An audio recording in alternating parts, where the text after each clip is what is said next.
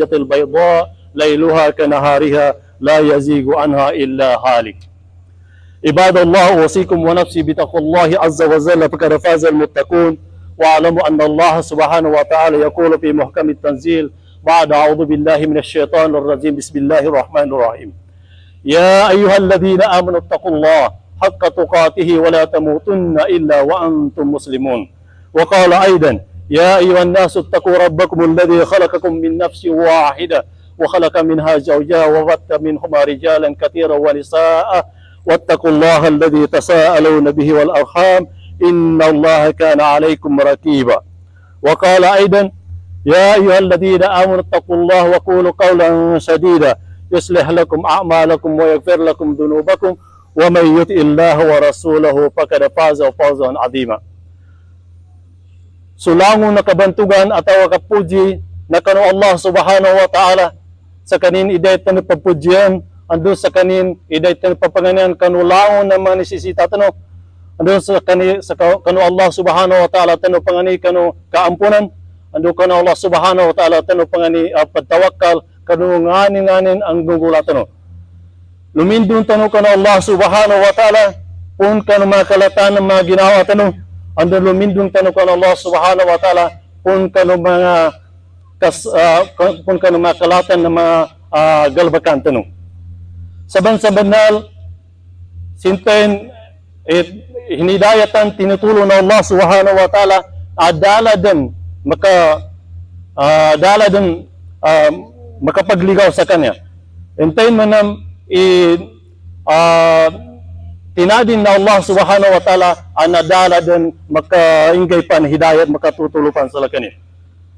Pagsaksi ako saban-sabanal adala kadanan adayt pagsumbahan yadi tabian sa Allah subhanahu wa ta'ala na isa-isa nimbo adala kapadin sa kagkawasa ando magsaksi ako saban-saban na Muhammad sallallahu alaihi wasallam na ulipan ni ando sinugunin sa kanu manusia.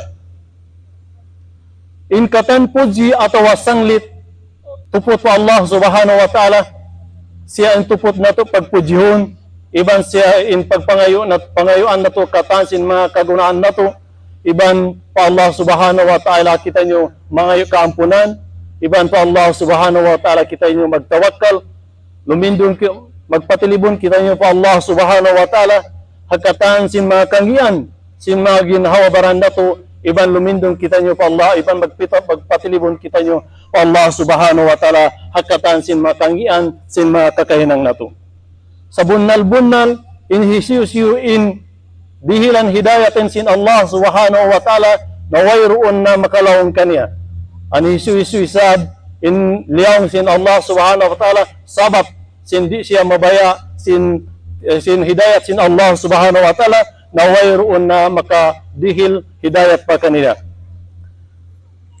Mga pagali ko siya kanu agama Islam pangusyatan ko kanu sa kanu kagagilak sa Allah subhanahu wa ta'ala ya bilawa pangusyatan ko so ginawa ko sa kagagilak kanu Allah subhanahu wa ta'ala pitalon Allah subhanahu wa ta'ala sa Quran usa kanu mga balitya sa Allah subhanahu wa ta'ala ikagilak mo sa Allah subhanahu wa ta'ala sa tito a pagkagilak ando di kanu miyog matay yadi tabian na siya kanu pidtalo sa Islam pidtalo pa na Allah subhanahu wa ta'ala sa isa ayatanin usa kanu mga pamalitya sa Allah subhanahu wa ta'ala nagtalo kanu sa bantang talo kanu sa mapya sabak sa kadtalo na sa bantang sa kadtalo na sa mapya na pipipianan na Allah subhanahu wa ta'ala sila kita no so magalabakan tano ando sabab kanu kadtalo tano sa bantang dumapya na ampunan punasan na Allah subhanahu wa ta'ala sila kita na sumadusa tano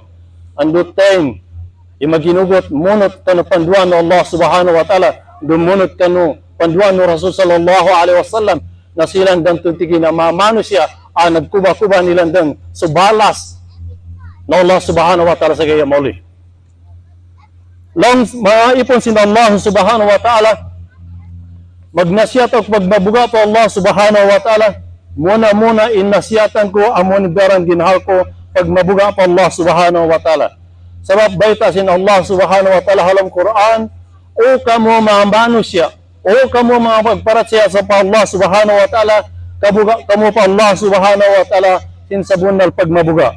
Iban ayaw kamu magrida mapatay buat malaingkan halaman kabasin likosan sin agama Islam. Hambuk ayat langsung Allah Subhanahu wa taala, o kamu mga manusia, magmabuga kamu pa Allah Subhanahu wa taala, iban magbisara kamu sin sabunal atawa marayaw, sabab sin pagbisara nato marayaw iban sa o kayo masang katauhan. Matakot kayo sa Allah Subhanahu wa taala, matakot kayo sa iyong Panginoon na nilikha kayo mula sa iisang tao. Nilikha kayo mula sa isang tao. Ang mana ay si Adam alayhi salam. At mula sa kanya ay nilikha ang kanyang kaparehas, ang kanyang asawa na si Hawa alayhi salam. At mula sa kanilang dalawa ay nilalang ang maraming kalalakihan at maraming kababaihan. Matakot anya tayo kay Allah Subhanahu wa taala at huwag ninyong puputulin ang mabuting ugnayan sa Allah Subhanahu wa mabuting ugnayan sa mga kamag-anakan natin, sa mga kapatid natin, sapagkat tunay na si Allah Subhanahu wa taala palagihan nagmamasid sa atin. Ang gantimpala at dakilang tagumpay sa Yaumul Qiyamah. Purihin natin si Allah Subhanahu wa taala. Allahu Akbar, Allahu Akbar. La ilaha illallah, Allahu Akbar. Allahu Akbar walillahil hamd.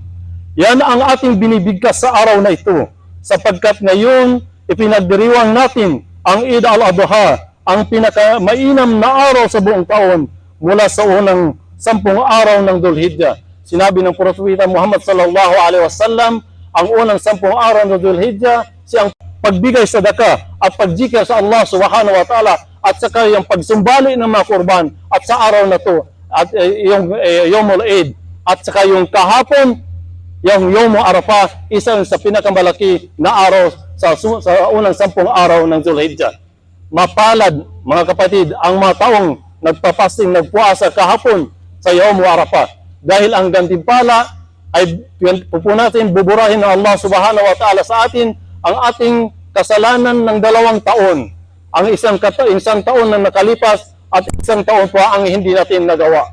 Allahu Akbar. At alam nyo ba mga kapatiran sa agama Islam, sa Yawmul Arafah na kahapon na yun, ang Allah Subhanahu wa taala ay nag-announce sa kanyang mga malaikat na marami siyang ilalabas na mga tao galing sa impyerno. Allahu Akbar. Yun ang gantimpala o yun ang mainam na araw sa unang 10 araw ng Dhul-Hijjah. Ngayon sa araw na ito ay purihin at dakilain natin sa Allah Subhanahu wa taala. Kung hindi sa kapahintulutan na Allah ay wala tayo dito ngayon at mapalad tayo ngayon, dahil sa kapahintulutan ng Allah Subhanahu wa taala ay nandito nagdiwang sa Eidul Adha. Ito sapat na dahilan na ito ay magtakbir tayo, magdakila sa Allah Subhanahu wa taala. Ano ba ang ibig sabihin ng Eidul Adha? Ano ba ang ibig sabihin ng Eidul Adha? Ang Eidul Adha ay ang pagbibigay sakripisyo, pagbibigay alay sa Allah Subhanahu wa taala. Ang gawain natin sa araw na ito, sa araw ng Eid o pagkatapos ng Salatul Eid, ay magkakatay tayo ng udhiya o kurban o sakripisyong hayop mula sa kamilyo, baka, tupa o kambing. Na ito ay lillahi ta'ala o alay natin para kay Allah Subhanahu wa ta'ala, para ipagsadaka sa mga pamilya natin at sa kamag-anakan natin at sa mga kapitbahay natin, na ang hangarin natin dito, ang purpose natin dito ay para makakuha ng gantimpala mula kay Allah Subhanahu min kulli dhanbin fastaghfiruhu innahu huwal ghafurur rahim walhamdulillahi rabbil alamin. La ilaha illallah, Allahu Akbar, Allahu Akbar walillahil hamd. Wa'lamu ibadallah bi anna Allah amarakum bi amrin 'azim. Amarakum bis salati was salam ala nabiyyil karim. Wa qala inna Allah wa malaikatahu yusalluna 'alan nabiy. Ya ayyuhalladhina amanu sallu 'alaihi wa sallimu taslima.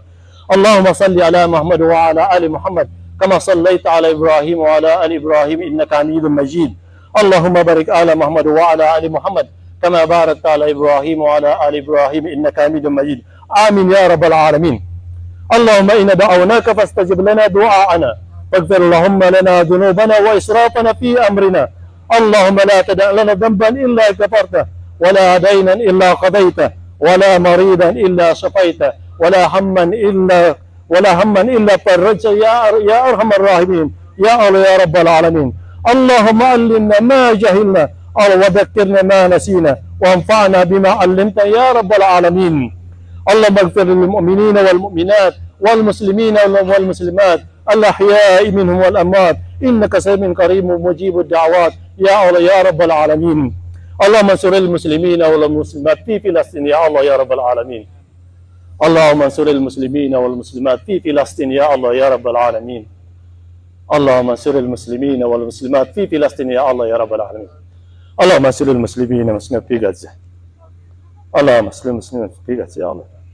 عباد الله إن الله يأمركم بالعدل والإحسان وإيتاء ذي القربى وينهى عن الفحشاء والمنكر والبغي يعظكم لعلكم تذكرون. اذكروا الله العظيم يذكركم واشكروا الله يذكركم واستغفروه يغفر لكم إنه ولي ذلك والقادر عليه سبحانه. والحمد لله رب العالمين وكل عام وأنتم بخير. الله أكبر. الحمد لله رب العالمين.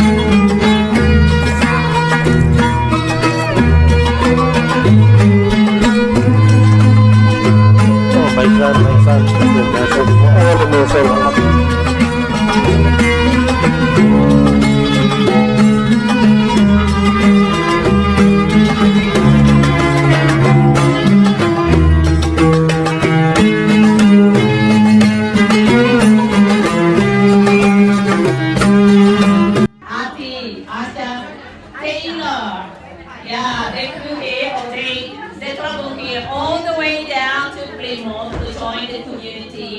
Ate Asha is from Zamboanga originally. So there you have it. Yeah, and of course his sister, husband and sons outside. And also with us is Ate Gina. Ate Gina, I used to see her or bump her in the thousands of these people in our community. It's almost impossible to remember the names, but I recognize the faces of everyone. We speak different languages, dialects from different parts of Mindanao. The only way to understand each other is still speak Tagalog, which is the national language. So, because Philippines comprises of 7,615 islands that speak different dialects. Forgive me if my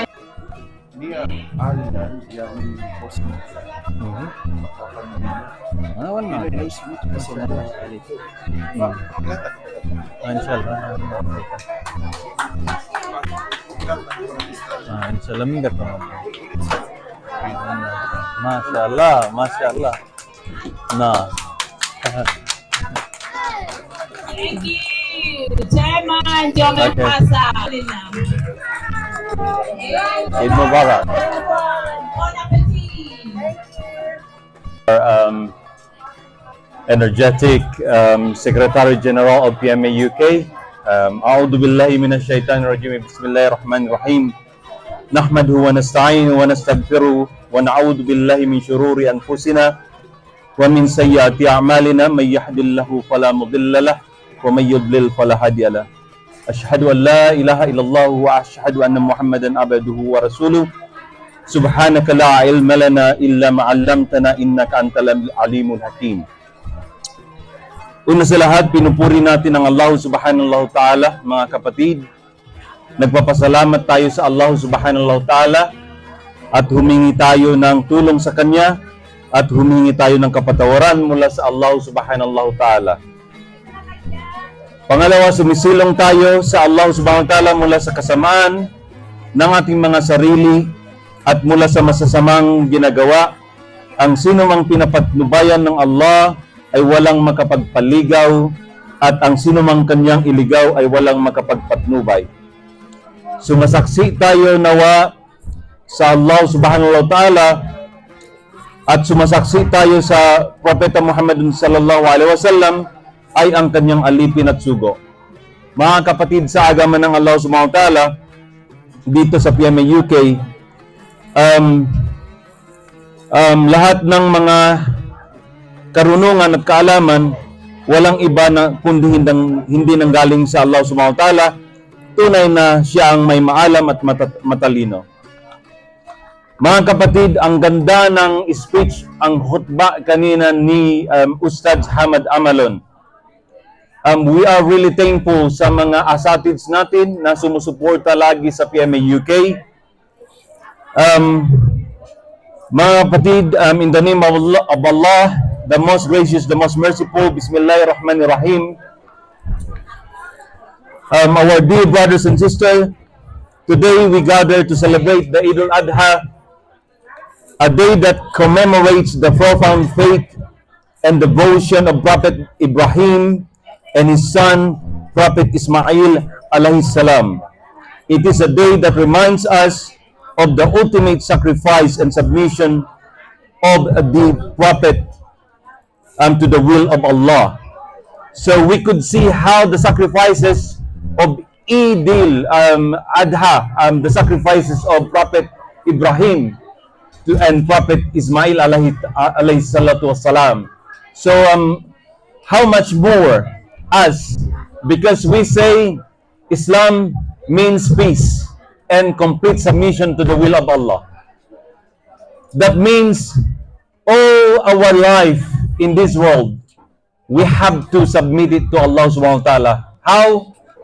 6 arkanal iman, what they call the Islamic pillars of Islam, which means we have to state that La ilaha illallah, and then the next one is prayer, which is as-salah, and the third one is as-sawm, the fasting. The fourth one is the zakah, and then the fifth one is if we could afford to go to Makkah to perform Hajj as what it is today, the day of Arafah.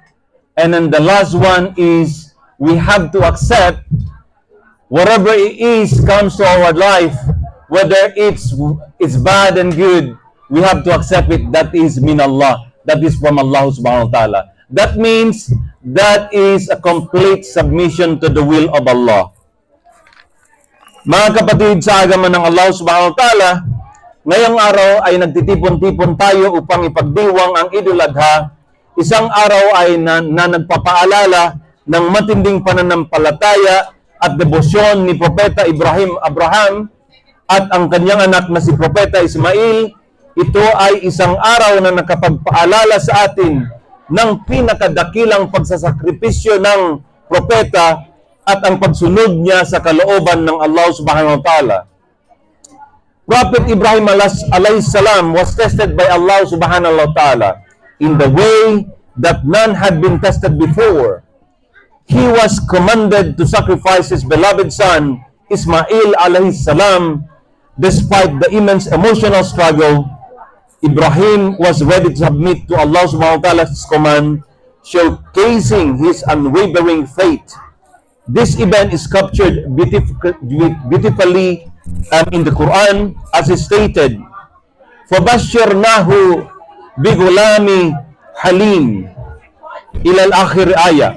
So we gave him good tidings of forbearing boy, and when he reached with him the age of exertion, he said, "O my son, Indeed, I have seen a dream that I must sacrifice you. So see what you think. He said, the son was saying, Ismail alayhi salatu salam was saying, he said, oh my father, do as you are commanded, you will find me, if Allah's will. Allahu Akbar. The sacrifices, if you compare, nowadays, we cannot sacrifice our children to get killed on that particular day.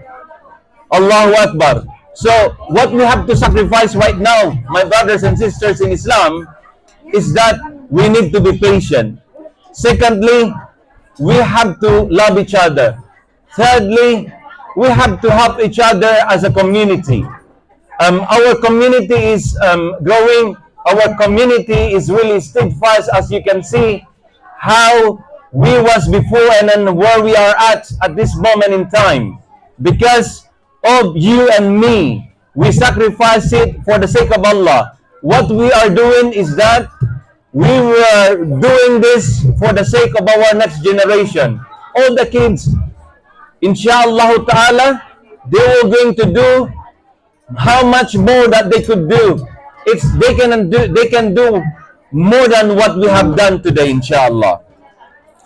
I would not prolong my speech. My brothers and sisters in Islam, welcome to our celebration, and let's celebrate the Eid.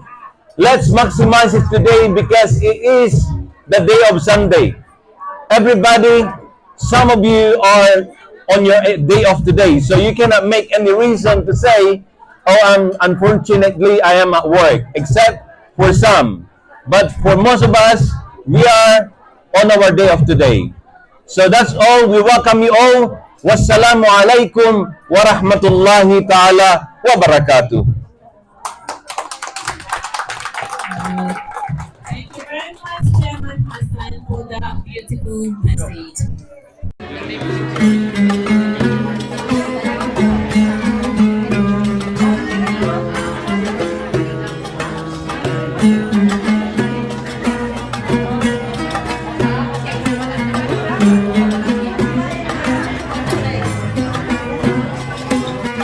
Halo is ready. And please be reminded, halo is for sale. Yeah, that is our